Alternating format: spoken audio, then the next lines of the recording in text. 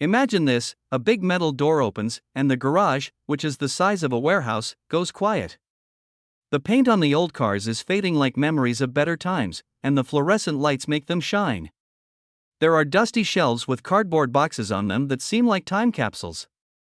There are slight smells of motor oil, cedar box liners, and upholstery that is decades old in the air. You can practically hear the sound of laughter and applause from Carson's stage, along with the soft hum of motors he used to love. This is Johnny Carson's private refuge, which has been closed since the night he died.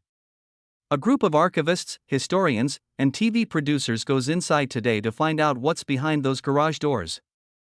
What they discover inside will leave you stunned and change everything you thought you knew about the king of late night.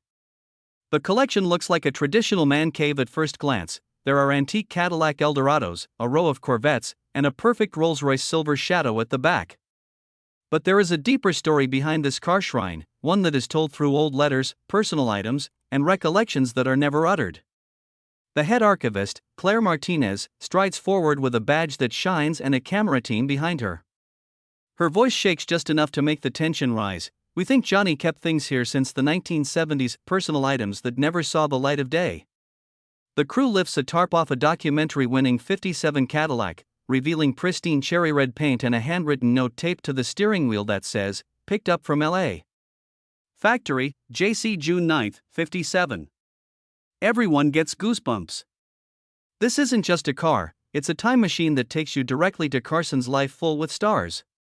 As the squad spreads out, dusty shelves call to them. Claire wipes off an old wooden box that has "Tonight Show" mementos on it. Inside are piles of cue cards with Carson's famously small handwriting on them. Each card has the name of a visitor and some notes, private jokes, off-the-record gags, and things that never made it to broadcast. One card says, "Should I invite Cobain? No. Too raw." Another, "Ask E.T. about Spielberg's cameo, JC loves it." The staff is shocked.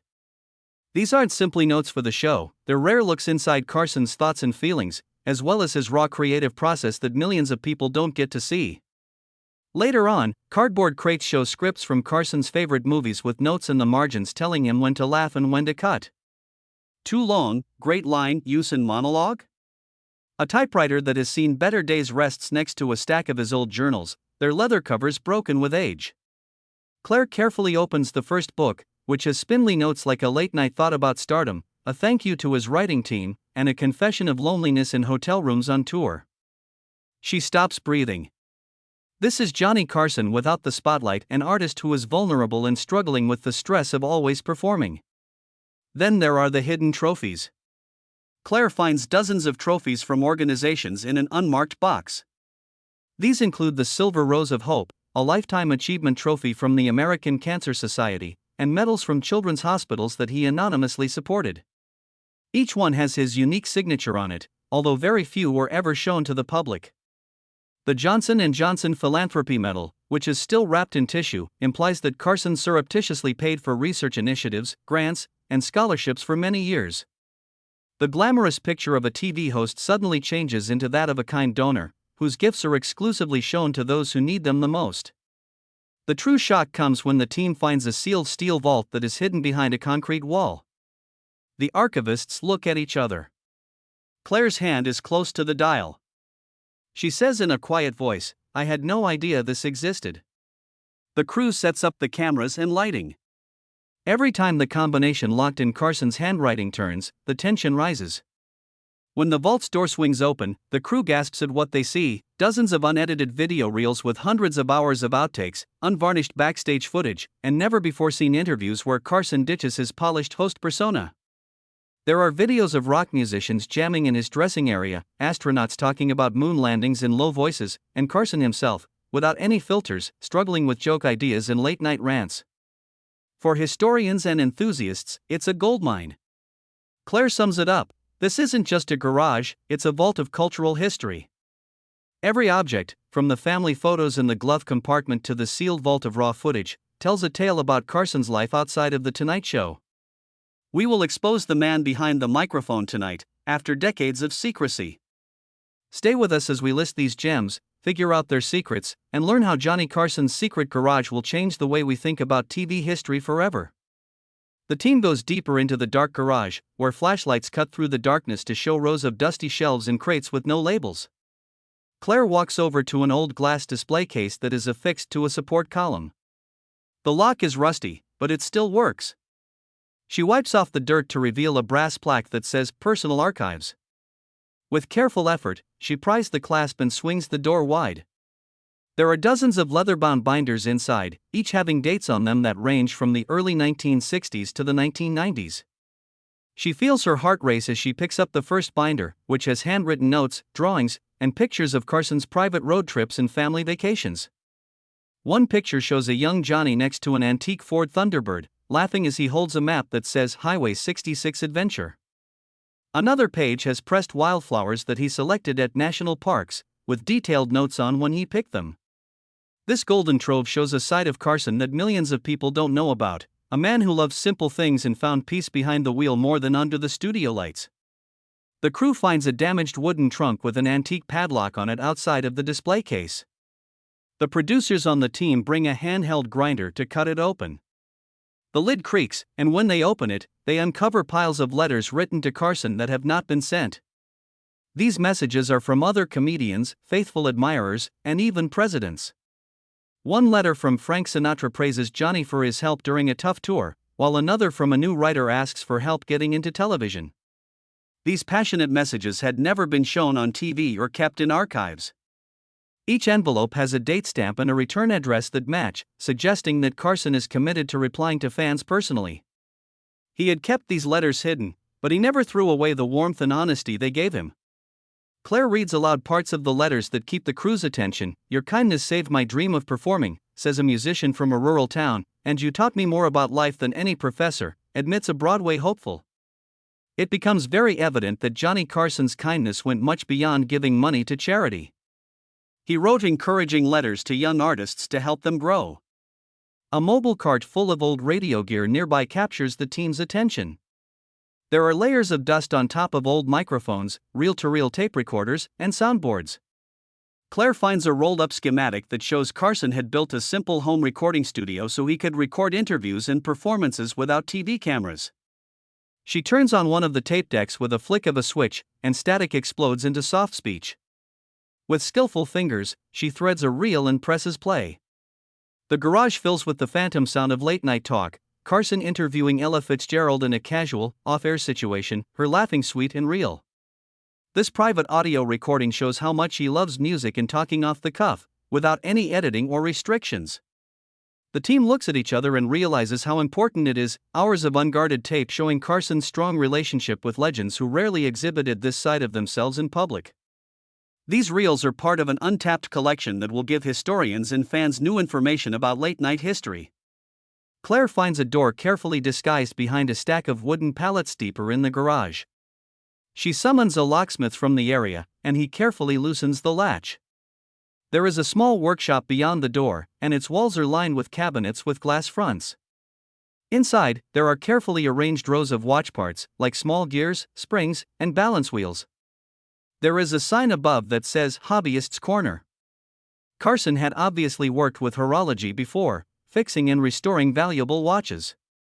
Several beautiful Swiss watches are on a workbench, halfway through being taken apart.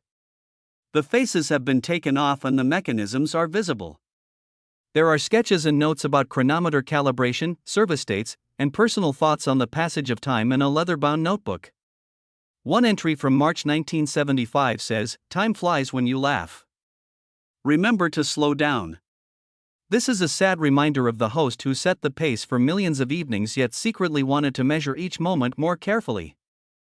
The crew sees a big steel cabinet marked Special Projects as the cameras flash. When they open it, they find an amazing collection of rare items, including a pristine Mercury astronaut's glove, a piece of moon rock encased in glass, and personal gifts from NASA officials. Carson's interest in space travel goes beyond just mentioning it on his show. He had built contacts with astronauts and scientists and even got political pins from the Mercury, Gemini, and Apollo missions. A binder has information about secret trips he planned for close pals to Cape Canaveral and special tours of launch facilities. These space souvenirs show how he secretly connected TV viewers with the cutting edge of science. Claire brings the team together under a solitary exposed bulb that is dangling overhead to end the second part of their exploration. Each of these finds family scrapbooks, passionate letters, private audio recordings, horology experiments, and space artifacts adds to our understanding of Johnny Carson's private life. He is no longer only a famous TV star, he is also an avid collector, a caring writer, an amateur engineer, and a loyal friend to pioneers. The garage used to be a quiet place to store things that weren't being used. Now it is full of stories that need to be told. As the team gets ready to catalog and move these treasures, Claire's voice cracks with excitement. We've barely scratched the surface. And indeed, the next part promises to reveal the last room, where Carson's most closely guarded secret lies, an entryway into his personal archives that will change his legacy forever. A narrow hallway behind the workshop led the crew to a reinforced steel door with a simple plaque that read Archives. Claire's hand shook as she dialed the combination written in Carson's handwriting on a faded index card. The door made a clicking sound as it unlocked and swung open, letting in gentle, amber light. The air smelt like old paper and polished oak. This was a climate-controlled archive made to keep history safe. The walls were lined with rows of mahogany bookshelves. The shelves were buckling beneath the weight of well-ordered binders, journals, and boxed collections. There was a huge wood table in the middle of the room, and on top of it were stacks of lined notebooks, loose manuscripts, and old-fashioned fountain pens. Claire stepped forward, her breath held between awe and excitement. The first binder she opened was called Show Treatments, 1962 to 1972. Inside were typed paragraphs that described Carson's conceptual experiments for themes, guest duos, and monologue arcs, along with margin notes in his precise cursive that said things like "needs more bite here," "skip this bit if time crunch," and "strong reaction from West Coast audience, keep." These treatment documents showed that Carson didn't just read jokes, he planned out the emotional journey of each show, anticipating how the audience would react in great detail. One treatment talked about an episode called Tribute to NASA Families, which had contact lists for arranging astronaut guests' kids. Historians have long thought that this part was never aired. The revelation showed that Carson was even more dedicated to making television moments that were more than just entertaining. Next to the treatments was a stack of spiral-bound notebooks with the words "monologue drafts" on them. Claire picked one up and saw early drafts of Carson's famous opening lines, which were far different from the polished gags that were on the air. One draft had a note regarding a political controversy that was later covered up with white correction fluid. This shows how Carson worked as an editor and how he was aware of network standards. Another journal had a lot of late-night meditations and personal thoughts written in the early morning hours. These were about fame, thanking writers, and remembering to call home more often. These pages gave us a look into Carson's private thoughts about being praised in public and feeling weak in private. There were strong wooden crates under the table with typed labels on them that said guest correspondence, legal clearances, and research files. Claire opened the top crate and found folders for each Tonight Show guest. In Fiona Apple's folder were printouts of emails from her publicist, handwritten comments from Carson about which songs to choose, and a thank you letter from Fiona herself that had never been saved before. The Muhammad Ali file next door had correspondence between Carson and Ali's manager that talked of unexpected features in Ali's presence, such as inviting local boxing experts to the studio for a charity segment. These guest files proved that Carson was behind the scenes putting up meaningful tributes that mixed celebrity glitter with real human connection. On one side, there was a cabinet with glass doors that held Carson's personal reading material. Hemingway and Fitzgerald's classics were next to bound volumes of Mark Twain and Oscar Wilde, each with post-it notes marking portions he liked. Carson's copy of Twain's Adventures included a note that said, "Perfect timing, humor laced with pathos, learn to balance." His annotated Wilde books had underlined jokes and comments in the margins about how to make one-liners. These literary treasures showed how much Carson loved the written word, which helped him come up with jokes that seemed to come out of nowhere. A heavy-duty safe was at the other end of the room, against the rear wall. This vault was built inside the archive's structural beam, unlike the disguised one in the garage. There was a leather-bound diary on top of it that said Personal Reflections and was dated 1965 to 1978. Claire carefully opened the diary to the first entry, which read, "Tonight was my 100th show. The applause makes me feel good, but I worry whether they see the real me behind the mask. The next pages talked about the highs and lows, how happy he was when he came up with a new joke, how lonely he felt between tapings, and how letters from family helped him through times of self-doubt. Carson wrote page after page about a man who was thankful for his success but missed simple human moments. Claire typed in another code to get back to the safe. There were unlabeled film canisters inside, each one wrapped in an acid-free sleeve. Producers exchanged ecstatic looks. These weren't outtakes from the program, they were raw film of Carson doing good things, including visiting sick kids in hospitals and recording personal messages for soldiers who were in the hospital. Claire picked up a canister that said Volunteer Week 1974. Soon, the lab team will digitize these reels, showing Carson's real kindness, things that were kept off camera but saved here for future generations. As the crew wrote down each find, treatment binders, monologue drafts, guest files, literary archives, passionate journals, and secret film reels, they felt a strong feeling of connection. This secret repository was more than a treasure chest, it was Carson's heart and soul, carefully organized behind the safety of garage walls. The private sanctuary had become a memorial to a guy whose humorous genius was matched by his academic curiosity and deep humanity. Claire closed a leather-bound notebook and said to her colleagues, "We found the blueprint for his public persona and the private thoughts that made it happen." The Tonight Show was never just a set, it was a way for Carson to show off his real craft. She paused and looked around the archive area where these personal items had been kept for decades. Now, we have to share these with the world in a responsible, respectful, and careful way. With every binder, script, and film reel packed for safe travel, Johnny Carson's story went beyond the TV screen and became a real saga of imagination, empathy, and quiet bravery.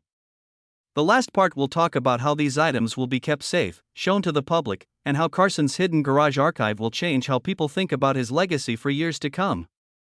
The preservation experts started by carefully recording each item into the archive management system, giving each one a unique ID and taking detailed pictures of the relics. Climate-controlled rooms kept the temperature and humidity at the right levels to safeguard fragile paper, leather, film, and metal from damage. Conservation experts looked over conservation logbooks and made personalized treatment plans. For example, leather-bound journals were cleaned with mild cleaning agents, metal safes were stabilized with corrosion inhibitors, and antique watch parts were preserved under magnification. As the physical conservation effort began, a group of television historians looked at the binders, reels, and other items and compared their findings with what was already in the network's archives. They found holes in the public record and wrote academic reports explaining how these newly found documents could help us understand how broadcasting worked in the middle of the 20th century. They got the appropriate approvals from the Carson estate with the help of legal consultants, making sure that they followed intellectual property rights and privacy rules for personal communications. At the same time, digital archivists started the huge job of converting film reels and paper documentation into digital form. High-resolution scanners picked up every little detail in Carson's scrawled speeches, and specialist telecine equipment turned analog video into digital forms at 4K quality. Researchers and content curators may search by date, guest name, or production comment since metadata tagging linked each digital asset to its physical counterpart. This digital repository quickly filled up with terabytes of content that could only be accessed through secure, password-protected channels. The organizers of the project worked with a prominent television museum to come up with concepts for a permanent exhibit that would show off Johnny Carson's many contributions to the world. Displays would include a cherry-red 1957 Cadillac next to his annotated literary collections, interactive kiosks that show select outtakes, and augmented reality experiences that let visitors step into his climate-controlled archive room. The story of the show would take visitors through different areas that focused on the creative process, personal thoughts, charitable work, and technical development. The Carson estate has agreed to let museums around the country have a traveling exhibition. Modular display modules were made to fit in different gallery spaces, making sure that artifacts were protected and the tale continued. Each venue would have community events, panel discussions with TV experts, and live showings of repaired video. The display would come with branded instructional kits for schools that would teach children about media literacy, historical research, and conservation science, all based on Carson's personal archive. At the same time, documentary filmmakers worked with producers to make a full-length movie on the garage discovery. There would be archival video, expert interviews, and behind-the-scenes restoration sequences that would all come together to tell a story about Carson's hidden sides. The production schedule featured on-camera pieces with family members, historians, and former Tonight Show writers talking about stories that aren't often recalled. There were also plans to submit Carson's work to festivals to raise his profile in academic and artistic circles. Along with these efforts, an interactive website went live that lets people take virtual tours of the archive room and see some objects from all angles. People who watched online could read Carson's annotated scripts, listen to unedited audio reels, and read transcriptions of his personal diaries. A password-protected research portal gave scholars early access, and fans could sign up for periodic behind-the-scenes goodies. The site had community forums and digital notes that let fans share their thoughts and work together to find hidden stories. Schools took advantage of this chance to introduce primary source materials into classes on journalism, media studies, and history. Professors used Carson's file folders in their classes by giving students group projects to look at changes to scripts or judge how he handled delicate interview topics. Panels about Carson's methods and the moral duties of archival access soon became a regular part of conferences about television history. Grants were given for more oral history projects that would go along with the footage that had been found. Ethical concerns shaped every part of the process of making information public. The Carson Estate and Curatorial Board established an access code that strikes a balance between being open and respecting privacy. We chose excerpts from personal diaries very carefully so that they wouldn't be sensationalized. Instead, we put them in the context of larger human issues like creativity and vulnerability. Privacy clauses protected the names of people who had not given explicit agreement, making sure that the display respected both human dignity and historical importance. Fan groups were quite excited and got together online to talk about the history of late-night TV. People posted teases of fresh footage, user-generated transcriptions, and trivia from the archives on social media.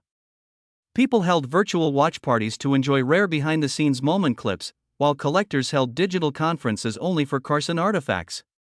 This grassroots involvement proved that the project's interactive parts worked and encouraged more community-led curation efforts. Museum sponsorships, state funding, and private donations all helped pay for ongoing study and conservation. A renowned cultural foundation set up a special endowment to make sure that the physical items in digital archives would be kept safe and available for future generations. These monies would help pay for technology updates, periodic re-exhibitions, and collaborative research fellowships in television studies. The preservation team did a last inventory check at the end of this part of the project to make sure that every binder, reel, and motorcar had been documented and secured. Experts made condition reports and treatment diaries that were stored both physically and digitally next to the artifacts. These detailed archives would show how far modern conservation has come and set the bar for future media heritage efforts. In addition to exhibits and digital platforms, curators wanted to hold educational seminars to teach the next generation of conservators how to work with archives. Students would learn how to map temperatures, restore digital files, and how to handle private materials in a way that is ethical. The project made sure that Carson's secret legacy would inspire both popular culture and academic research for a long time to come by educating new specialists. A major radio network gave the give-ahead for a companion podcast series. Each week, the show will delve into great detail about a different find, from a single draft of a monologue to behind-the-scenes gossip hidden in letters. Claire Martinez hosted the series, which would interview conservators, historians, and even former network executives. This would bring Carson's unvarnished story to audio audiences and expand his reach across multiple media. The doors swung open to the public unveiling in a flurry of camera flashes and hushed anticipation. Under soft spotlights, rows of antiquities lined the walls of the gallery. Each one was carefully preserved. People leaned in to read Carson's personal comments in the margins of his monologue drafts, were amazed by the Mercury astronaut's glove in a glass case, and giggled at the funny pressed wildflowers under Highway 66 adventure photos. Claire Martinez strode up to the stage, and everyone went quiet. Her voice was firm as she said, "What you see here is more than memorabilia. It's a close-up picture of a man who changed our nights, kept in the same place he used to call home." There were long lineups outside the Television Museum on the first weekend it was open. Fans posted selfies with the '57 Cadillac Eldorado and pictures of diary pages that said, I wonder if they see the real me behind the mask. Hashtag Carson Garage and hashtag Hidden Archive were popular on social media. Local news anchors circled the display cabinets, airing live segments that combine clips from digitized backstage footage with reactions from visitors who had grown up watching The Tonight Show. For a lot of people, reading Johnny's handwriting, notes written in tight cursive, was like hearing the voice of a long-lost friend. At the same time, the interactive website went live, giving customers a virtual tour that took them from the dimly lit garage to the climate-controlled archive room. Digital visitors looked through high-resolution copies of cue cards that had been used in battle and listened to unedited recordings of Ella Fitzgerald's laughing made in Carson's home studio. Historians could see how talk show customs changed from 1962 to 1992 with the use of a built-in timeline that included footnotes about cancelled parts and guest techniques behind the scenes. Comment threads were full of excited conversations as fan groups talked about the vault's contents and whether Carson's unpublished tribute to NASA family's piece could be remade for modern TV. Schools quickly included the items to their courses. Journalism professors told their students to look at original monologue ideas and broadcast scripts side by side to see how editorial choices and network standards were made. Media studies classes focused on Carson's editorial process, such how he carefully cut out a politically sensitive joke or changed the tone of the show in the middle of the week. History departments used the Mercury relics and Apollo heirlooms to teach students about Cold War cultural diplomacy. They showed how TV stars helped people feel like they were part of their country during the space race. Scholarly articles referenced Carson's Personal Reflections journal as an uncommon primary source on celebrity psychology, examining the relationship between public image and private fragility. The traveling exhibition went all over the country, from small-town institutions to big city art centers. Each time it was held, it was different. In Chicago, it was part of an interactive nighttime TV then and now display. In Atlanta, it worked with a local university to host symposiums on intellectual property and archival ethics, and in Los Angeles, it was part of a film festival that showed restored Tonight Show clips. Museum teachers provided family workshops based on Carson's horology station, where youngsters learned about gears and springs while putting together rudimentary clock mechanisms. Every town could see Carson's world through their own cultural lens because of the exhibition's modular architecture. This helped people connect with a national icon. Family members at the Carson estate watched the project unfold with calm pride.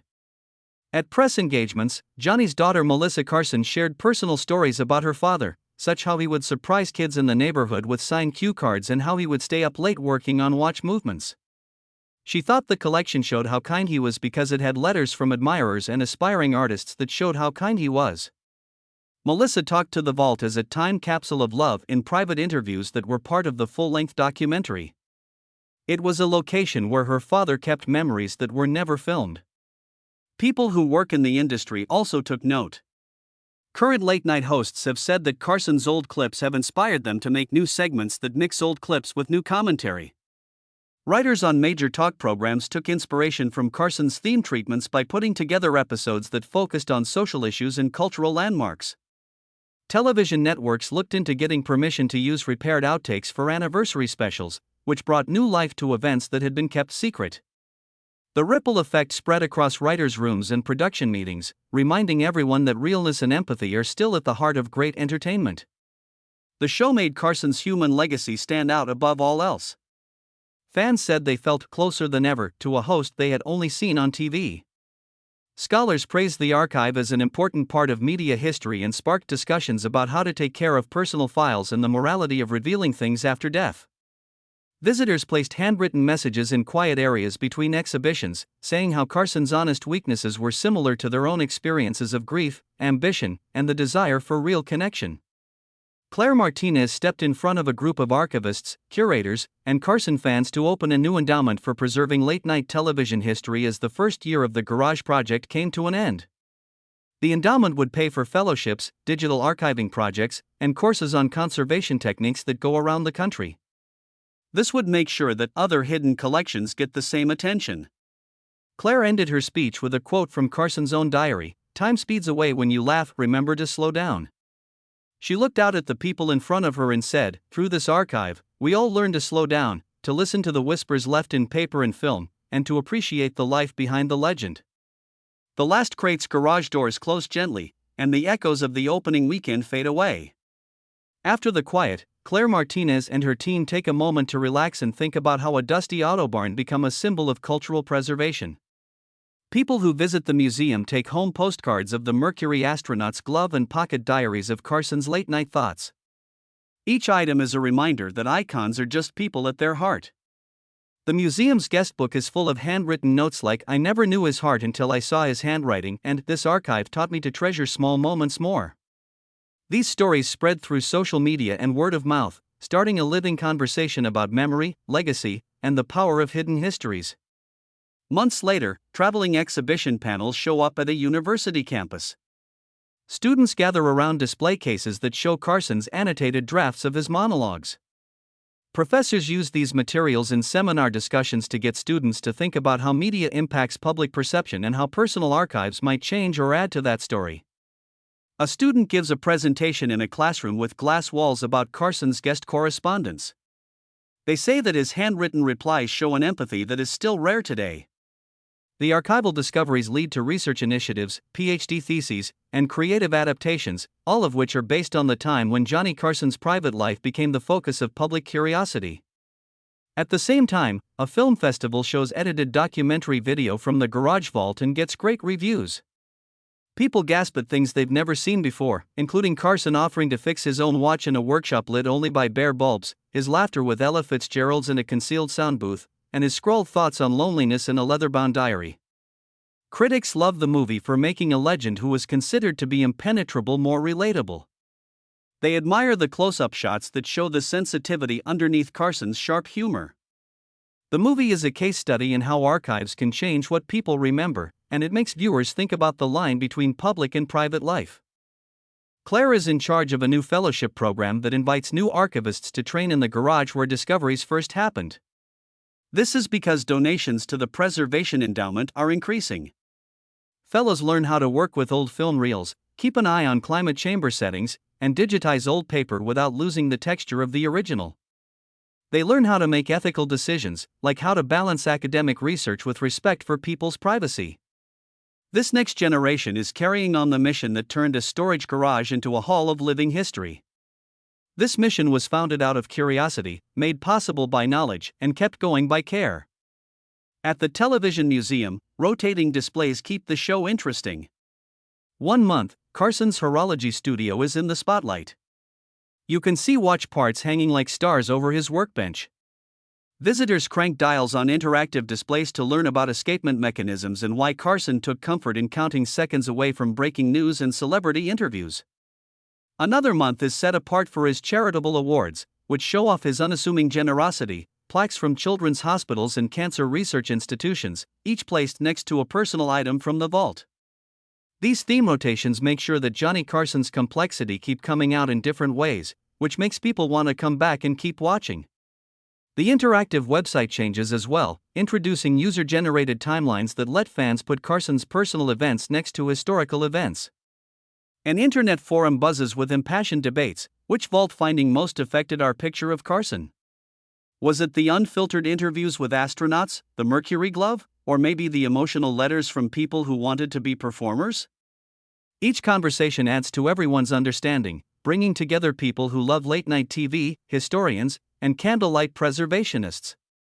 In that virtual realm, Carson's legacy lives on as a living tapestry made from his own work and the labor of people who love it. Network officials are thinking about licensing remastered outtakes for anniversary specials as long as people are still interested. Think about a 30-minute homage that mixes behind-the-scenes film with Carson's own diary entries, which are just as moving as any monologue. This kind of show may show younger viewers Carson's human side, bringing people of all ages together through laughter and emotion. The talk even brings up the idea of an audio memoir made up of diary entries read by Carson himself through recordings that have been kept. These concepts show how one secret garage can lead to many new versions of an icon's story, each one showing a different side of his life. Before the lights go out on the last night of the show, Claire walks through the gallery one last time, her fingers stroking the cases that house Carson's secrets. She stops in front of the oak table where his personal thoughts used to be dispersed. Her eyes search the barren surface as if it still has his drawings and writings. During that quiet moment, she can feel Carson's presence, his laughter, his thoughtful sighs, and his persistent dedication to his work. She shuts the museum doors behind her, knowing that the treasures in Johnny Carson's secret garage have changed not only how we remember him, but also how we honor the shared humanity behind every legend.